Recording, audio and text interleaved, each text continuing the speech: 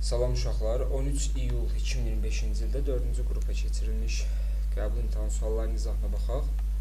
Deməli, birinci sualdan başlayaq. Verib ki, siklopropan və propen üçün ümumi olan nədir?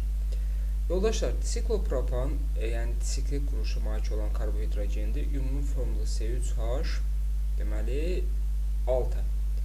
Propen isə alkil molekulunda bir ədəd 2 qat rabitəsi var. Bunun da ümumi formulu C3H6-dır. Quruluş formulları təbii ki, eyni olmaz. Biri CnH2, biri quruluş formulları.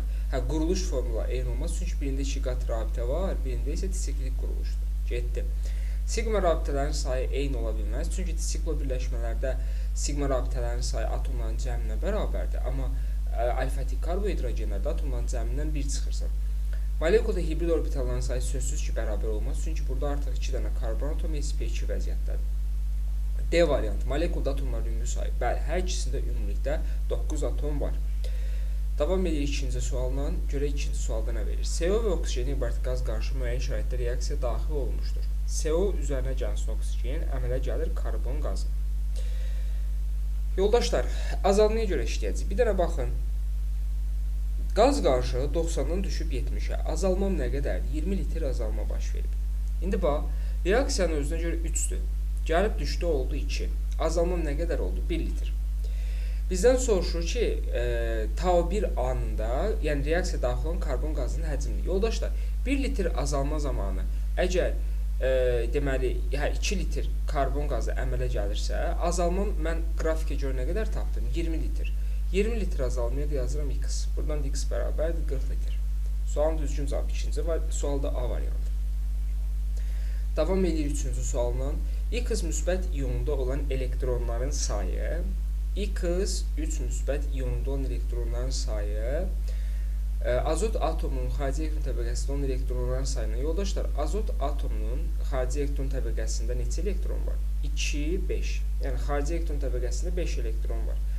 Xarici elektron təbəqəsində olan elektronların sayından 2 dəfə çoxdur. 5-i vurursan 2-yə, deməli 10 elektron var. Deməli, bu 13-üymüş. Alüminiumda 3 elektron verib 10 elektron olub. X atomunun söhbət atomuna gedir. Dövrü sistemdə mövqeyi. X 13, 2, 8, 3. 3s2, 3p1. Üçüncü dövr, üçüncü qrupun əsas yarım qrup elementi. Alüminium. Üçüncü dövr, üçüncü qrupun əsas yarım qrup elementi. Davam edir dördüncü sualla. Dünən dərsdə də bu haqda danışdıq biraz. Alkan. Yazırıq CnH2-nin topla 2. Xlor ilə reaksiyası. Bilmirəm neçə mol xlor reaksiya daxil olub. Amma bir qayda bilirəm ki, neçə mol xlor reaksiya daxil olursa, o qədər mol H-xlor ayrılmalıdır. İndi yoldaşlar, bizə verib ki, hidrogen atomlarının sayının 60% əvəz olunur, lap yaxşı, və bu zaman 219 qram H-xlor ayrılır. Yoldaşlar, biz bu molunu tapaq. H-xlorun kütləsi 36,5, nisbi molekul kütləsi. 36,5-i əgər 1 moldursa, mən tapım görüm 219 qramın neçə moldur. Yazıram x mol. Buradan x-i hesablasam, deyəsən 4 eləyəcək, amma yenə də dəqiq hesablayım. Deməli, 219-u bölürəm, 36,5-i, 6. Oldu deməli 6. Deməli, bir də baxaq, 219, 36,5-i, bəli, 6. Deməli, yoldaşlar, 6 mol H-xlor reaksiya daxil olub. Reaksiyadan alınıb. İndi qaydamız necə idi? Neçə mol xlor reaksiya daxil olursa, o qədər də H-xlor ayrılır. Deməli, 6 dənə xlor reaksiya daxil olur. Yoldaşlar, bizdən eyni soruşur. Baxın, və bir qayda da var ki, hidrogen atomlarından 6 dənəsi əvəz olunub xlorunun hidrogenə əmələ gətirib. Bizə verib ki, hidrogen atomlarının 60% əvəz olunub. Deməli, bu hidrogen atomları 2n topla 2 ümuminin 100%-ni təşkil edirsə, əvəz olunanın nə qədər hidrogen atomu əvəz olunub? 6-sı. Bu da ümumi 60%-i təşkil edəcək. Burada bununla bu ixtisar gedər. Burada 6-6-ya qalar 1. 2n topla 2 bərabərdir deməli 10-a, 2n bərabərdir 8-ə, deməli n də bərabərdir 4-ə. Tapırıq ki, dördüncü sualda n dördüncü butan imiş da C4H10. Davam edirik yoldaşlar 5-ci sualla. Kalin dixromat üzərinə gəlsin H-xlor. Bilirik ki, xlor qazının laboratoriyada alınma üsuludur. Bizdən doğru deyil soruşur. Oksidləşdiricinin əmsalı 1-dir. Baxın yoldaşlar. Biz bilirik onsuz da bu halogenlərin laboratoriyada alınması necə? Qüvvətli oksidləşdiricilərə hidrogen halogenlərlə təsir göstərir də və yaxud da lap bilməsək belə xlor mənfidən deməli xlor gəlib sıfıra. Deməli, mənfidən sıfıra gəlib elektron verib. Deməli, reduksiya edicidir. Əgər reduksiya edicisə, deməli, oksidləşdirici olacaq. Bu, oksidləşdirici. Oksidləşdiricinin əmsalı 1-dir, doğrudur. 1-in üstündən xətt çəkirik. 2. Reduksiya edicinin əmsalı 14-dir, 2 doğrudur. 2-nin üzərindən xətt çəkirik. 3 sözsüz yanlışdır. Oksidləşdiricinin əmsalı 3 deyil, 1-dir. İndi yoldaşlar, oksidləşir, reduksiya olunur. Bax, xlor mənfidən, xlor gəlib sıfıra. Nədir? Reduksiya edici deməli oksidləşən budur. Oksidləşir. Çünki proses oksidləşmə prosesidir. Oksidləşir. Deməli oksidləşir. Deməli oksidləşən nə qədər indi bizdən nəyə soruşur? Üzr istəyirəm uşaqlar. 14 mol H-xlor reduksiya olunur. Yoldaşlar, bu 14 mol H-xlorun hamısı reduksiya olunur axı. Bunun 6-sı oksidləşir. Yerdə qalan deməli 6-sı da reduksiya olunur. 6-sı oksidləşir. Deməli 4 doğrudur. Aydındır ki 5 yanlışdır. Ona görə sualın düzgün cavabı eləyəcək B variantı 5-ci sualdır. Davam eləyək görək 6-cı sualdan. 6-cı sualın yarısı burada düşüb olsun. Hansı reaksiyadan alınan üzüm maddədə birinci karbon atomlu oksidləşmə dərəcəsi -1-dir? Yoldaşlar, buradan alınır, deməli nə alınır? Alkenin su ilə reaksiyasından CH3, CHOH, CH3. Deməli, alkenin su ilə reaksiyasında deməli hidrogen atomu çox olana, OH da az olana düzdür, düzəldir. İndi baxaq. Birinci karbon ya bu fərqi yoxdur. Hidrogen müsbət, karbon qaldı -3. Deməli 1 ola bilməz. Etilenin su ilə reaksiyasından alınır etil spirti. CH3, CH2, OH. -2, müsbət, deməli bu karbona qalır -1. Deməli biri 2-dir. Biri çıxaq, biri çıxdıq, 2, 3, 5, 2, 4, 5. 3 ilə 5, 4-ə baxsaq tapa bilərik. Yenə hidrogen çox olana, xlor az olana. Burada olacaq CH3, CH, xlor, CH3 olsun və yaxud da brom. Yenə burada müsbət eləyir. Deməli 3-ü də götürə bilmərik. Deməli müsbət -3 olur. Bizdən -1 soruşur. Ona görə sualın düzgün cavabı 6-da eləyəcək C variantı. 7. Etin. Etin alkindir uşaqlar. Yəni asetilendir də. Etin molekulu bax budur. Etin molekulunda olan polyer. Yoldaşlar, polyer nədir? Müxtəlif atom. Qeyri-polyer nədir? Eyni atom. Bir dənə fikir ver. Burada 2 dənə polyer kovalent rabitə var, 3 dənə qeyri-polyer. 2 dənə polyer, 3 dənə qeyri-polyer. 7-ci sualda cavab eləyəcək C variantı. 8-ci sual. Müəyyən miqdar metanın tam yanmasına bu qədər oksigen sərf olmuşdur. Rahat bir sualdır. Metan qazını oksigende yandırırıq. Metanın yanmasından bilirik ki, alınır karbon qazı, üzərinə gəlsin su. Karbon 1-dir, karbon 1 dəymirəm. Hidrogen 2, bura 1, 2 yazdım. Oksigen 4, bura 1, 2 yazdım. Bax, müəyyən mol metanın tam yanmasına 6 mol oksigen sərf olmuşdur və bu zaman deyir reaksiyanın istilik effekti 2640 kilojol olmuşdur. Reaksiyanın bizdən istilik effektini, yoldaşlar, 2-yə də bir 2 deyək. Biz buradan 2-ni hesablasaq neyniyib? Deməli 3-ə bölüb. 2640-ı 3-ə bölərəm. 2 bərabərdir. Deməli 26-nın içərisində 8 dəfə. Deməli 24. Qalır 24-ün içərisində 8 dəfə, 0-a da 880. Sualın cavabı 8-ci sualda eləyəcək Y variantı. Davam edək 9-cu sualla. Efirləşmə reaksiyasına daxil olan maddələr doymuş bir atomlu spirtlə doymuş bir əsaslı karbon turşusu. Molekulda karbon atomları sayı N2, alınan mürəkkəb efir molekulunda sigma rabitələrin ümumi sayı. Yoldaşlar, çox rahatdır. Yəni, necə deyim? Birbaşa işləyə də bilərsiniz, nümunə üzərində də gedə bilərsiniz, düsturla da gedə bilərsiniz. Amma gəl nümunə üzərində götürək.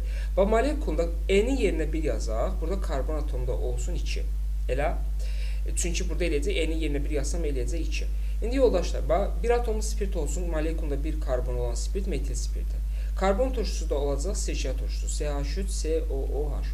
Spirtdən H, turşudan OH. Yerdə nə qalır? CH3COO, CH3. Mürəkkəb efir plus H2O. Yoldaşlar, bu mürəkkəb efirin formulu C3 H6O2-dir. Burada ümumi neçə dənə atom var? 3 plus 9 plus 1 minus 1 yazarım, sigma rabitəni hesablayaram. Deməli 9 dənə deməli sigma rabitə var. Yoldaşlar, N-im neçə idi? 1. N-im 1 olanda 9 olan cavab. N-im 1 olanda 9 olan cavab. Bir dənə fikir verin. N-im 1 olanda sigma rabitə. Nəysə səhv yazdıq elə bil. Yoxsa yox. Amma dönmüş bir atom spirti, metil spirti, sirkə turşusu da 2 olanda CH3COH. Olur C3 H6 yoldaşlar. Deyirəm axı nəyə səhv yazmışam. Burada O2-dir. O2-dir. Topla 2 minus 1 elədi 10. İndi N-in 1 olanda 10 olan cavab. O da artıq gəlir B variantına düşür. 9N topla 1. 9 dəfə 1 9 üzərinə 1 gəlirik 10. Bu sual dünən də işləmişik. Ona görə dedim ki, burada cavab B variantı ola bilməz axı bu. Belə. Sonra gəlirik 10-cu suala baxaq uşaqlar. Hər il bu tipdə suallar, yəni %100 düşür. Yoldaşlar, halogendir, halogen reaksiya daxil olan natrium. Bax, keçən 2024-də qəbulunda var idi. 2000, özdə orada da ikinci qəbulda idi. Burada da ikinci qəbula düşüb. Gəlin baxaq. Bax, tutaq ki, natriumun üzərinə gəlirəm xlor. Aydındır ki, buradan alınacaq natri xlor. Bura bir 2, bura bir 2. Çoxa az, aza çox qaydasıdır. Amma bu qaydanı həmişə uşaqlar başa düşmür deyə mən ümumi şəkildə yazıram. Burada alınır natri brom, bura bir 2, bura bir 2. Bir də natriumu tutaq ki, yodla reaksiyasıdır. Tutaq ki, bunlar flor, xlor, yəni xlor, brom, yodda, amma bilmirik hansıdır. Alınacaq buradan natrium yodid, 2 mol bura yazırıq, 2 mol bura. İndi yoldaşlar, bir dənə fikir verək. A-sına M1, hələ ki hamısını M ilə götürək. Hələ ki hamısını M ilə götürək. M. İndi baxaq. Deyir, halogenin kütləsi A, ona sərf olunan natrium kütləsi M. Aydındır ki, 2 vurulsun 46-ya da 71 halogen olacaq. Buradan biz M-i hesablasaq, M bərabərdir. Deməli, 92A bölünsün 71 burada eləyəcək. Bu birisində bunun yenə A-sına M-dirsə, yenə 2 vurulsun 26-dır yoldaşlar. 2 vurulsun 23. Yəni 46. 2 vurulsun 23-ə də məsələn, tutaq ki, brom 180-dir da. Buradan M bərabər olacaq. Deməli, 46A bölünsün 180. Buradan isə yenə A-sına tutaq ki, M-dirsə, 2 vurulsun 23-nə də məsələn, 254-dür tutaq ki. Buradan da M bərabərdir 46A bölünsün 254. Və yaxud da yoldaşlar, siz məntiqlə də yaza bilərsiniz ki, məsələn, tutaq ki, kütlələri bilmirsiniz. Amma bilirsiniz ki, flor, xlor, brom, yod. Bu istiqamətdə kütlə get-gedə artır. Ona görə deyə bilərsiniz ki, xlor ən azdır, nisbətən brom çoxdur. Yəni, brom onsuz da ortada yerləşəcək. Bu da nisbətən daha çoxdur. İndi yoldaşlar, sürətləri bərabər olan kəsrədən hansının məxrəci kiçikdirsə, o böyükdür. Deməli, ən böyük budur. Ən böyük budur. Aydındır ki, ən kiçik də budur.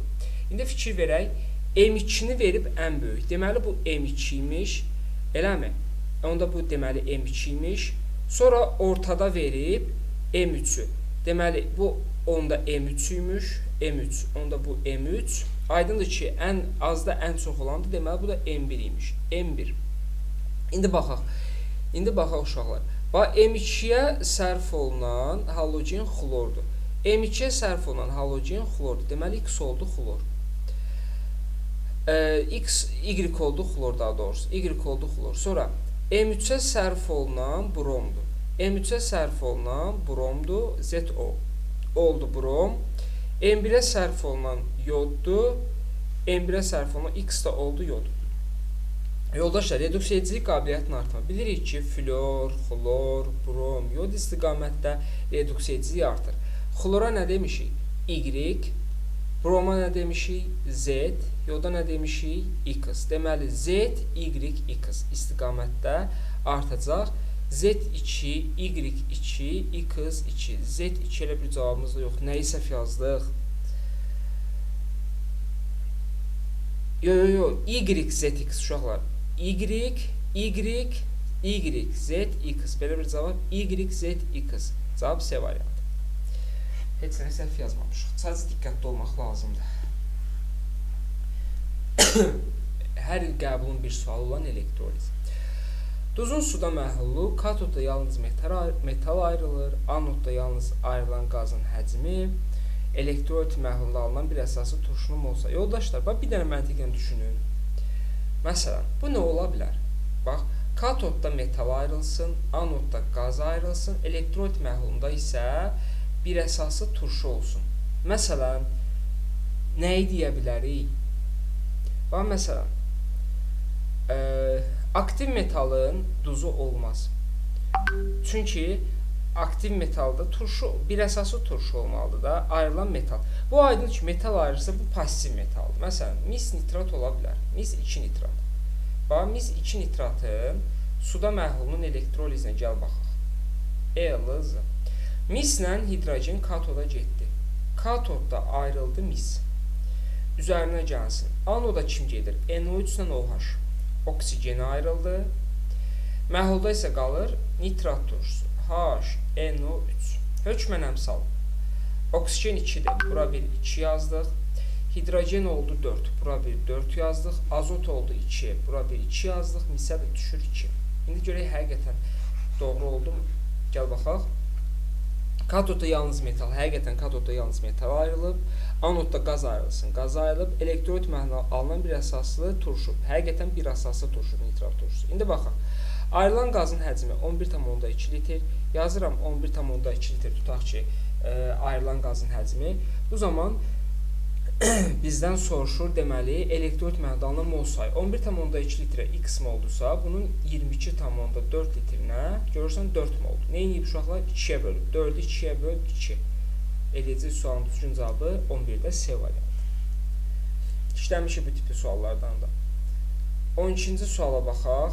Deməli, aydındır ki, metil spirti ilə sirkə turşusunun reaksiyasından alınacaq CH3COO-CH3 metil asetat və yaxud da sirkə turşusunun metil efiri və yaxud da metil etanoat. Görün, nə qədər adları var. İndi baxaq, hansı variantlardadır? Ya cavabım C-dir, ya cavabım D-dir. Metil spirtində deyirik ki, H-klor, oksigensiz turşu olan H-klorla reaksiyasından nə alınacaq yoldaşlar? Deməli, CH3OH üzərinə gəlinsin H-klor. Orada yadınızdadır, 2 moluna dedik, CH3 deməli, CH3 klor, yox. Burada artıq burada OH, burada deməli H olacaq. Su ayrıldı, yerdə qalır metil xlorid, CH3 klor. O da hansı variantda var? C-dimi dedim, cavab bəli, C variantı. Diqqətli olaq. Metil xlorid. Davam edirik 13-cü sualdan. Arada rahat sualda olmalıdır da uşaqlar. Aqreqat halı maye olsun. Molekulunda atom sayı 12 isə bu sözsüz ki, benzoldur. Bax, yəni gözümüzə nə düşür? Benzol. Və benzol həqiqətən aqreqat halı nədir? Mayedir və benzol nitrat turşusunun həqiqətən əvəz olma reaksiyasına daxil olur. Nitrobenzol əmələ gəlir. Sualın düzgün cavabı 13-də eləyəcək B variantı. Baxaq 14-cü suala. Reaksiyasının temperatur və təzyiqi necə dəyişmək lazım ki, tarazlıq 2 maddən. Tarazlıq deyir, yəni sola doğru. Baxırıq yoldaşlar. Əgər bura plus 2-dürsə, deməli bura minus 2 olacaq. Tarazlıq nə vaxt endotermik reaksiya istiqaməti yönələr? Cavab temperaturu artırsaq. Temperaturu artırsaq. Ona görə bu getdi, bu getdi, bu getdi. Cavabım ya A-dır, ya Y variantı. İndi baxıram mol sayına görə 2 mol buradadır, 4 mol buradadır. Deməli, təzyiqi azaldıram ki, molekul sayının çoxalma istiqamətində yönəlsin. O da bir dənə cavab 14-də eləyəcək. Y variantını üzr istəyirəm. Gələk 15-ci sual. Deməli, nədirsə X, Y deyir, Z-i müəyyən edin. Qatı nitratla reaksiyası XO2, NO2. Aydındır ki, bu karbon da ola bilər, kükürt da ola bilər. Çünki misin qatı nitratla reaksiyası mis NO3 2 dəfə alınır. Onda Z maddəsi mis ola bilər. Z maddəsi mis ola bilər. Qatı nitratla H2SO4 verir. Məsələn, qatı nitratla kükürt H2SO4 verir uşaqlar. Kükürtdür deməli bu, onda o birisində qalır karbon. Karbon qatı nitratla verir CO2, üzərinə gəlsin NO2, üzərinə gəlsin su. Kükürt qatı nitratla verir H2SO4, üzərinə gəlsin NO2, üzərinə gəlsin su. Mis də verəcək mis NO3 2 dəfə, üzərinə gəlsin qatıdırsa NO2, üzərinə gəlsin su verəcək. Sualın düzgün cavabı 15-də eləyir D variantı. Reaksiyaları oxuyun. Reaksiyanı oxumadan qəbula getməyin. 16-cı sual. Deməli, Z maddəsini müəyyən edin. Yoldaşlar, deməli spirtdir. Bir atomu spirtin qatı sulfatla dehidratlaşır. Burada alınır alken. CH3, CH, tutaq kişi, qat rabitə CH2. Buna H bromla təsir edən hidrogeni çox olana, brom isə az olana. Brom gəlir bura birləşir, bura olur yenə CH3. İndi buna isə 2 mol NH3 ilə təsir eləsə yoldaşlar, 2 mol NH3 ilə 1 mol NH4 brom ayrılacaq, o biri amonyak isə gəlib bromun yerinə birləşəcək. CH3, lap CH3 bura sal, NH3-ü də gətir bura. NH4 mü deyək yoxsa? NH yox, 2 mol NH4 olacaq. NH4 izoprop NH, daha doğrusu NH2 nə deyirəm? İzopropil amin varmı? İzopropil amin 16-cı sualda cavab Y variantı. Davam edirik 17-ci sualla. Reaksiya zamanı məhlulun kütləsinin artması. Yoldaşlar, baxaq. X qram alüminium reaksiya daxil olur, qaz qarışığı ayrılır. Reaksiyanı yazmaq da olar, reaksiyanı yazmadan da həll eləmək olar. Məhlulun kütləsi deyir M-dən qalxır M+8-ə. Məhlulun kütləsi bu qədər artır. Bizdə nə edir yoldaşlar? Yəni 8 qram məhlulun kütləsinin artması müşahidə olunsun. Gəlin baxaq. Bax, bir dənə bax, reaksiya, mən alüminium, lap reaksiya yazım. Alüminium üzərinə gəlinsin. Deməli, natrium hidroksid üzərinə gəlinsin su. Natrium alüminium O2, natrium alüminat, natrium alüminium O2 üzərinə gəlsin, hidrogen ayrılır. Hidrogenə bir 3 yazırdıq. İndi gəlin görək düzəldimi? Alüminium 1, alüminium 1. Deməli, natriumlar düz, hidrogen 3, hidrogen hidrogen bir tam, onda deməli buranı da 2 dəfə artıracağıq ki, bərabərləşsin. Gəl indi baxaq. Alüminium 2, natrium 2, natrium 2, alüminium 2, alüminium 2, oksigen 4, oksigen 4, hidrogen 6, hidrogen 6 düzəldi. İndi yoldaşlar, bax, qabın kütləsi, yəni məhlulun kütləsi, bax, bir dənə fikir verək, əvvəlcə natrium OH-ın suda məhlulu idi. Biz bura 2 qram, 2 mol alüminium, yəni 2 vurulsun 27 qram. Bax, qaba, bax bu hissəni hələ ki nəzərə alma. Bax, qaba biz 2 vurulsun 20, yəni 54 qram elə bil alüminium əlavə eləmişik. Amma bu qabdan da o cümlədən 6 qram da hidrogen uçub gedir. Onda 54 qram qaba əlavə eləmişdik, bunun 6-sı uçdu getdi. Yəni, azalma nə qədər oldu? 48 qram. Daha doğrusu, məhlulun kütləsi nə qədər artdı? 48 qram.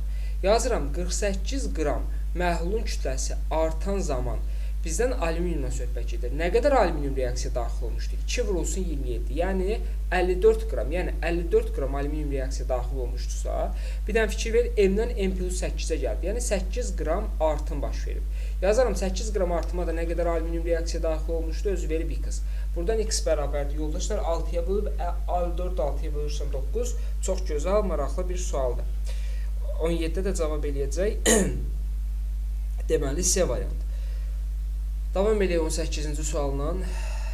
Görək bu 18-ci sualda nə verib bizə. Baxaq. Deməli, reaksiyalar alınan duzun 1 molda olan atomların sayını. Aha, yoldaşlar, baxaq. Bax, 1 mol H2SO4. Mən birinci metal hissəni yazdım. Magnezium hidroksid 1 mol. Üzərinə gəlsin H2SO4 1 mol. Aydındır ki, 2 OH ilə 2 mol su deməli ayrılacaq. 2 OH ilə 2 OH ilə 2H. Qalır magnezium sulfat. Magnezium sulfatda nə qədər atomların mol sayı? 1, 2, 6. Cavabım ya A-dır, cavabım ya Y-dir. Ona görə heç ikincidə də 11-də heç baxmağa ehtiyac yoxdur. Gəlin, bax, bu axırıncıya baxaq. 1 mol ortofosfatla 1 mol magnezium hidroksid. Bax, magnezium hidroksid bir dənə verib. Magnezium OH. Ortofosfat da 2 dənə verib, 1 mol verib. OH. Bax, ortofosfat da bu da elə. Harda H gördük, özünə OH birləşdir. 2 mol OH, 2 mol su. 2 mol su buradan ayrıldı. Bax, indi bunların üstündən xətt çəkilir. Bax, bura yoxdur. Bir dənə fikir ver. Bax, bura yoxdur. Getdi. Magnezium da gəlir, birləşdi bura. İndi duz nə oldu? Magnezium HPO4. Eləmi? Magnezium HPO4. 1, 2, 3, 3-ün də üzərinə 4, 7. Sualın düzgün cavabı 18-də eləyəcək A variantı.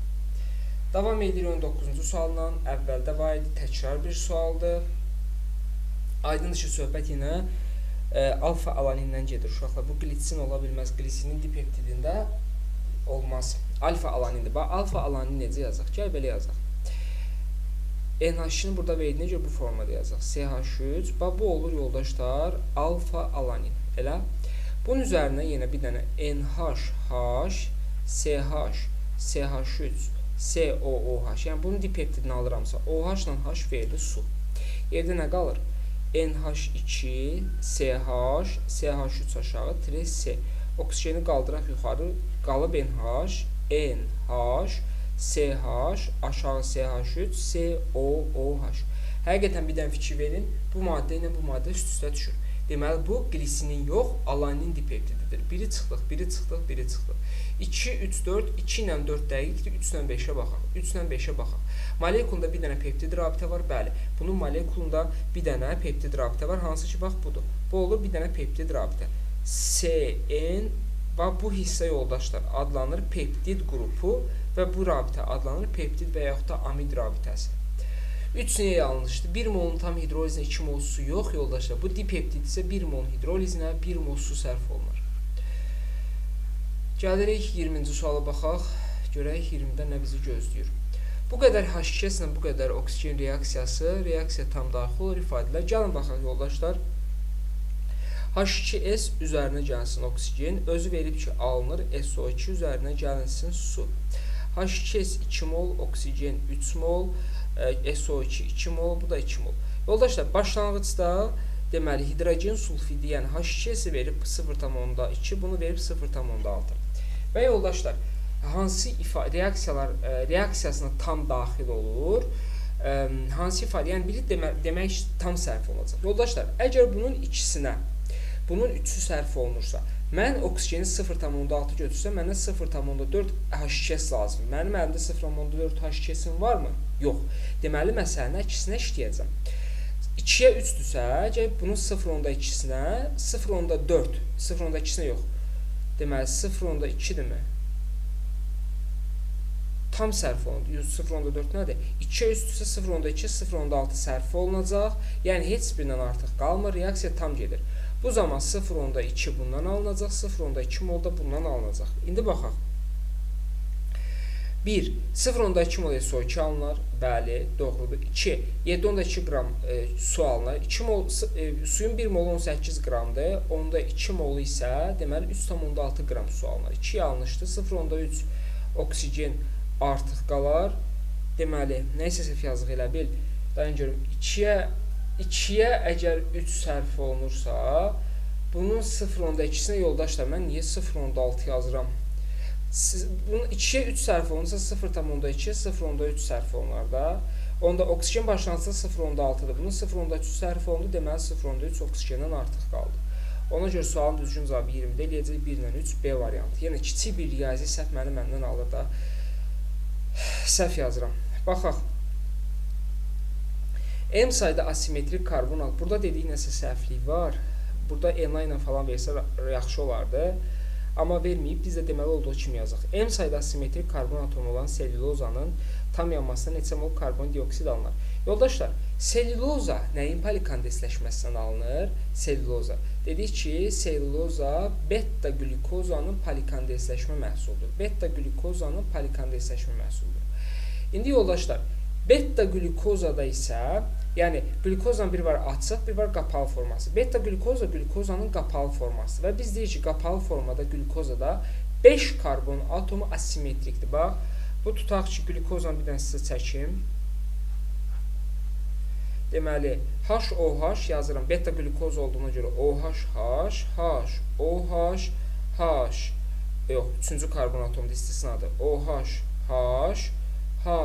OH, CH2, OH, H.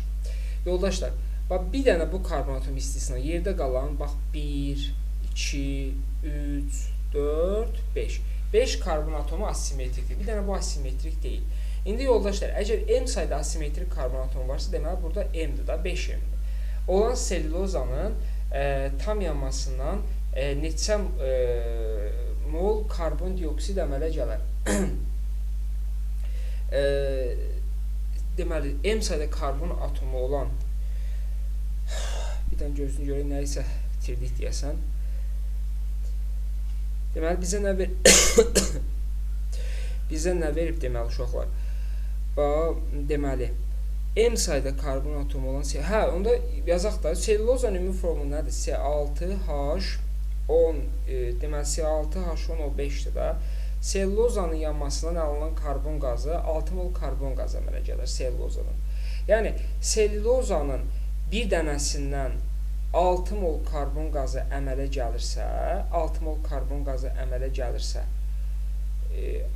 neçə mol karbon qazı, neçə mol karbon dioksid əmələ gələr? Nəyi səhv yazırıq? Rahat bir sualdır əslində.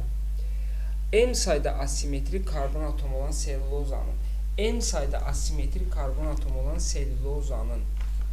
Hə, yoldaşlar, asimetrik karbon atomu da rahat bir sualdır da. Bir dənə bax. Dedik ki, selulozada onda nə qədər asimetrik karbon atomu var? 5 dənə, elə? İndi M sayda asimetrik karbon atomu. Deməli, M bərabərdir 5-ə. Bu zaman selulozanın tam yanmasında neçə mol karbon dioksid? Yoldaşlar, selulozanın 1 molunda neçə mol karbon dioksid alındı? 6 mol. Deməli, M-in 5 olanda 6 olan cavab. M-in 5 olanda 6 olan cavab Y variantı. 1,2-ni 5-ə vuram 10, bir yadda 6. Olacaq Y variantı. Burada amma say verdiyinə görə NA ilə olmalıydı. Olsun, hələ ki olanın dediyinlə biz yazaq. 22-ci suala baxaq. Deməli,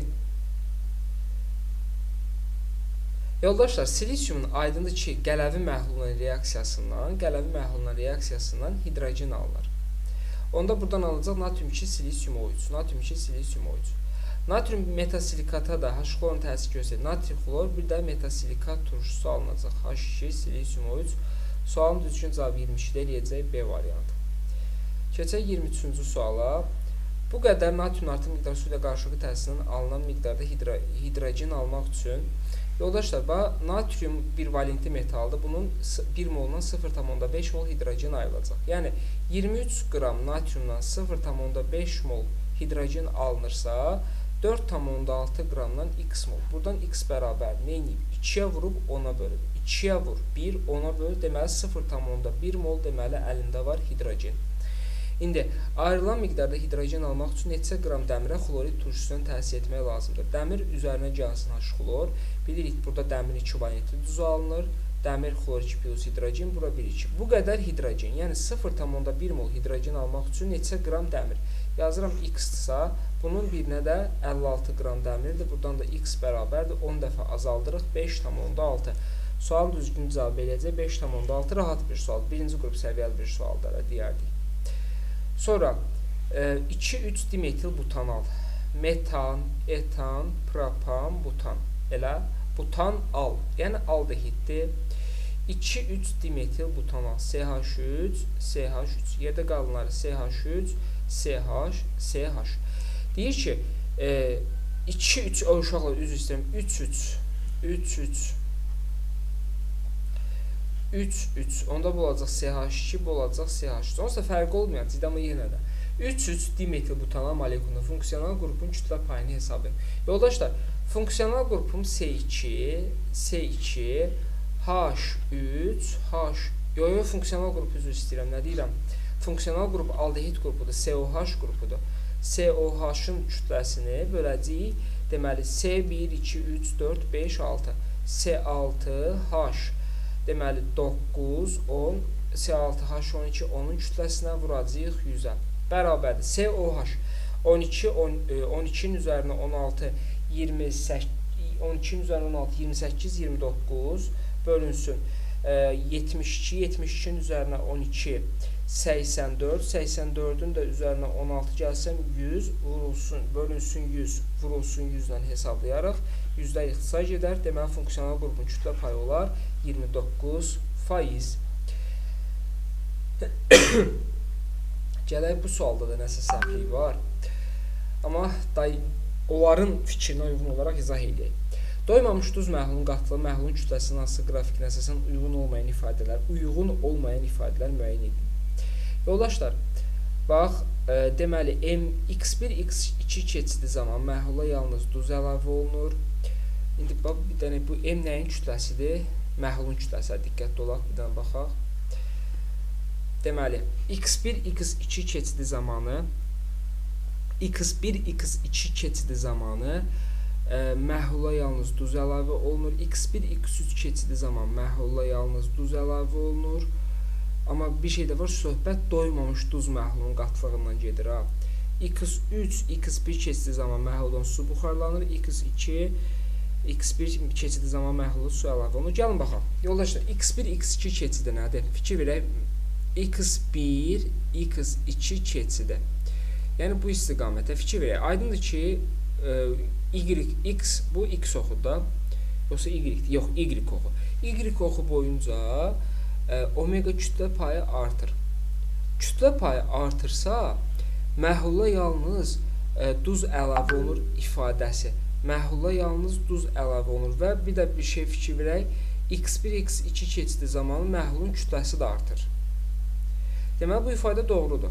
Duz əlavə olunan zaman omega artır. x1, x3 keçidi üçün məhlula yalnız və söhbət yoldaşlar bunun doymamış məhlulundan gedir. x1, x3 keçidi zamanı məhlula yalnız duz əlavə olunur. Yoldaşlar, x1, x3 keçidi zamanı fikir verək, omega azalır. Əgər məhlula duz əlavə olunursa, omega artmalıydı. Omega artmalıydı. Bir fikir ver. Yox, omega artmalıydı. Yox, nə deyirəm mən? Fikir ver. Hə, bax deyir ki, x1, x3 keçidi zaman məhlula yalnız duz əlavə olunur. Fikir ver. x1, x3 keçidi zaman duz əlavə olunursa, yəni həll olunan maddə əlavə olunursa, kütlə payı artır. Amma fikir ver, kütlə payı azalır. Deməli, 4 sözsüz ki, alınışdır. İndi x3, x1 keçidi üçün məhluldan su buxarlanır. x3, indi gəl baxaq. x3, x1 keçidi. x3-dən x1-ə getsək, yəni x3-dən x1-ə keçsək, omega artır. Omega artırsa, ya duzu əlavə edirik, ya suyu buxarlandırırıq. Deməli, bu da doğrudur. x2, x1. x2, x1 fikir verək, omega azalır. Omega azalırsa, deməli, x2, x1 keçidi zamanı məhlula su əlavə olunur. Yoldaşlar, tam məhlula su əlavə olunur. Bu sualda nəsə səhvliklər var. Amma yenə deyirəm, x1, x2 keçidi üçün məhlula su əlavə olunur. Qatılıq azalır. Yoldaşlar, qatılıq azalırsa, bir dənə fikir verin. Düzdür, su əlavə olunanda qatılıq azalır. Su əlavə olunanda qatılıq azalır. Amma indi bir şey də var ha. Su əlavə olunsa, axı məhlulun kütləsi artar. İndi fikir ver, x2, x1-dən gələndə məhlulun kütləsi də azalır. Ona görə bu da yanlışdır. Bir dənə deyirəm, bax. x2, x1 keçidində. x2, x1 keçidində, bəli, qatılıq azalır. Qatılıq azalırsa, məhlulun su əlavə edə bilərik. Amma bu aşağıdakı şərtlə üst-üstə düşmür. Çünki x2-dən x1-ə gələndə məhlulun kütləsi azalır. Su əlavə edilməsə də məhlulun kütləsi artmalı da, əksinə belə getməliyik. Ona görə burada 2 ilə 4 yanlış variantlar olacaq. Gəlirik 26-cı suala. Termiki parçalamaya davamlı 25% kənar qarışıq saxlayan əhəng tam parçalanmasında bu qədər bərk qalı qalınmışdır. Parçalanma zamanı yorulduq. Baxaq. Kalsium karbonatın parçalanmasına baxaq uşaqlar. Kalsium karbonat parçalanır, alınır kalsium oksid üzərinə gəlsin karbon qazı. Kalsium karbonat parçalanır, kalsium oksidi və karbon qazı. Termiki parçalanmaya davamlı 25% kənar qarışıq olan əhəng daşın tərkibindəki kalsium karbonatın tam parçalanmasından 134 qram bərk qalı qalınmışdır.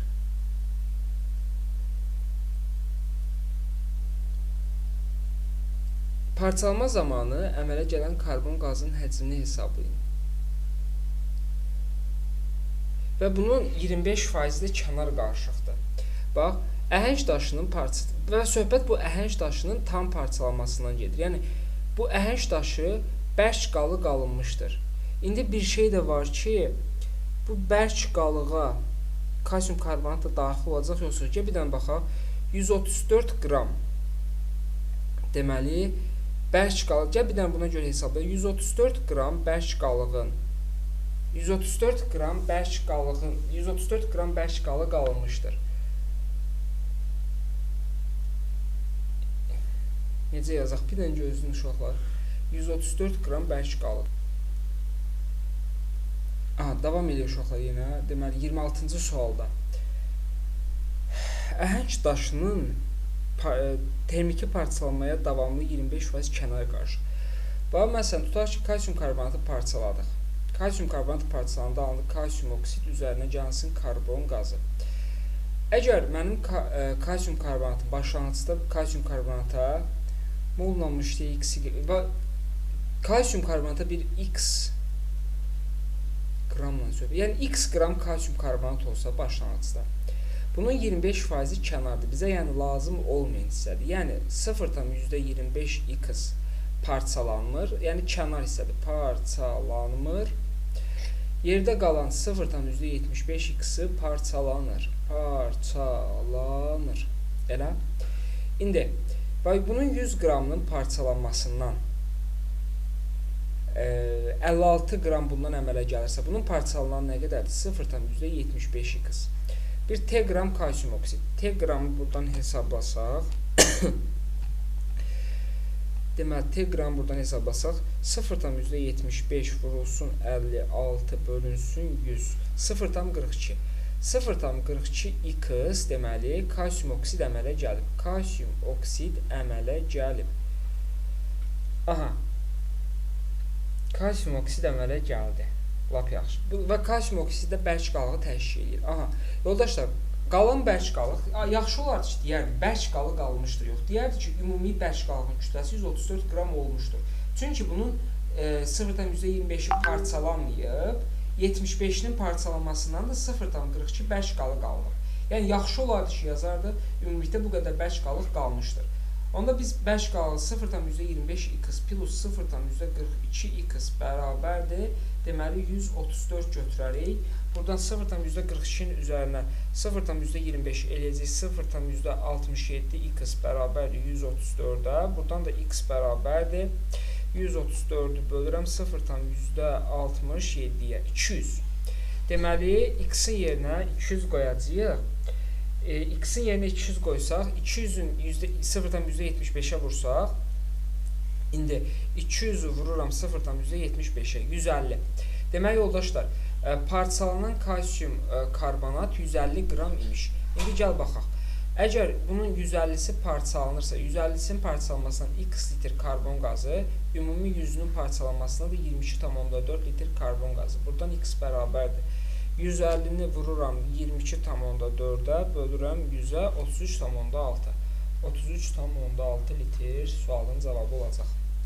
Davam edək 27-ci sualına. Burada cavablar da var. Topludan götürmüşük onsuz. 27-ci sualına davam edək. Kalium xlorun, deməli, fosforla hər bir reaksiyanı yazaq.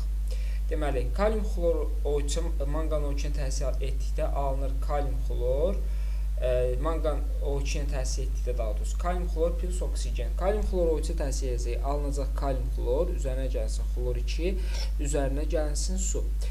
Kalium xlor oksigen fosforla təsir edəcək. Yenə alınacaq kalium xlor, üzərinə gəlsin P2O5. Yoldaşlar, üçündə də ortaq olan kalium xlordur. Bu nədir? Üçündə də ortaq olan deməli Y-dir. Bir dənə fikir ver. Üçündə də ortaq olan Y. Deməli Y olacaq kalium xlor. 1, 2, 3 yazsaq Y-ə nə qalır? Kalium xlor. Deməli, 2-yə gəlir, düşür A. A-nı tapdıq. Sonra, əgər Y kalium xlordursa, X-ə düşür oksigen. Onda X yenə buhardan gəlir. Mənə əsəbləşdirir hər dəfə. Buradan alındı kalium xlor, üzərinə gəlsin oksigen. Buradan alınır kalium xlor, üzərinə gəlsin xlor 2, üzərinə gəlsin su. Buradan alınır kalium xlor, üzərinə gəlsin P2O5. 1, 2, 3. Aydındır ki, üçündə dedik ortaq olan Y-dir. Onda Y üçündə də olan nədir? Kalium xlor. Y-ə kalium xlor A.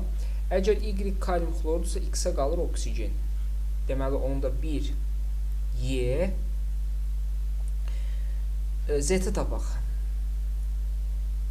Kalium xlor oksigen. X, Z hardadır? TL. Onda L olacaq P2O5. L olur P2O5. L P2O5-dirsə heç birinin aid olmayacaq. Reaksiyası baş vermirsə, deməli, nə reaksiyası? L ilə T. L P2O5-dir. P2O5 bunlardan hansı ilə reaksiya deyir, daxil olmaz. Aydındır ki, P2O5 xlorla reaksiya daxil olmaz. Deməli, T xlordur, onda Z-ə də qalır su. Onda Z-ə də qalır su, 3-ə də gedir D variantı. Y, A, D. Gör, necə məntiq tələb edən bir sualdır. Yəni, reaksiyaları bilmək lazımdır. Yoldaşlar, bu situasiyanı bir də izah eləmirəm. Bu situasiyanın izahını ayrıca izah şəklində kanalda paylaşmışam. Oradan girib baxarsınız.